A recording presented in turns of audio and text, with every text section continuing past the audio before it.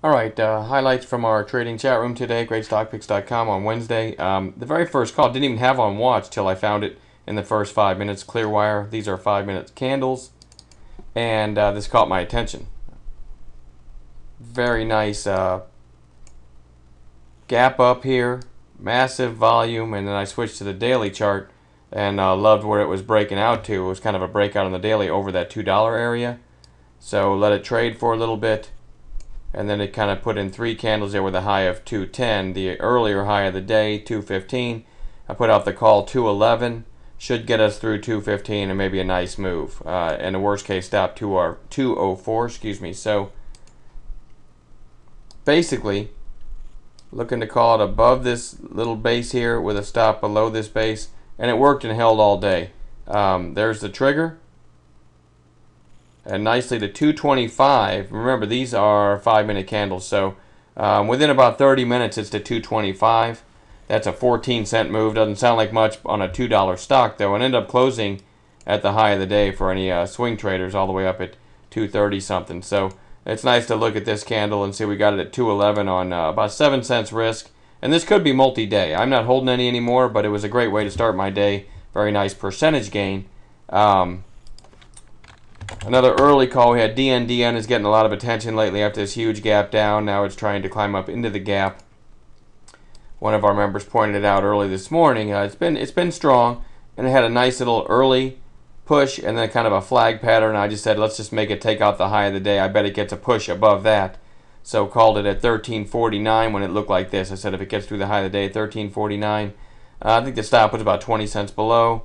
And they're right there through the high of the day, and about 15-20 minutes later, it's up at 13.83. Again, it doesn't seem huge, but this is a nice little move early on. So between Clearwire and DN, we had a pretty good day. I did call some of those bottom feeding plays again. Some of our members took Coach again. COH is a pretty good one. Down here on this green candle, and again right here, a couple nice bounces. I took a small trade in Red Hat, RHT right here. I got about 20 cents out of that into this move. I know this doesn't seem like much, but when things start selling, if you're not short, there's no way of knowing if the market's going to be strong or what. So when the whole market is selling like this, rather than just jump in short, if these were green candles going higher, I wouldn't chase it long. I'm also not going to chase it short.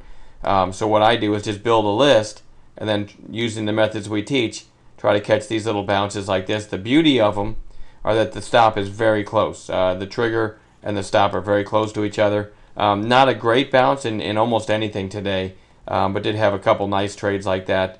And then a lot of flat trades. I took 4 or 5, maybe 6 of these, well, I'll call them bottom feeding plays, or PFPDs, we call them in our chat room, potential final pushes down. I took, I think, maybe 5 or 6. And I only lost on one of them, and that was like, I think 8 cents a share. I can't remember. So that's not too bad when you consider most charts did this all day. Playing bounces, I still had like 1 losing trade out of 6, and that was or out of 5 maybe, and that was for 8 cents. So I ended up having a really nice day, which I shouldn't brag about going long on a weekday, but the beauty of that is when we're bottom fishing like that, when things are selling like this, we've got a really good method in place to do our bottom feeding plays, our potential final push down plays.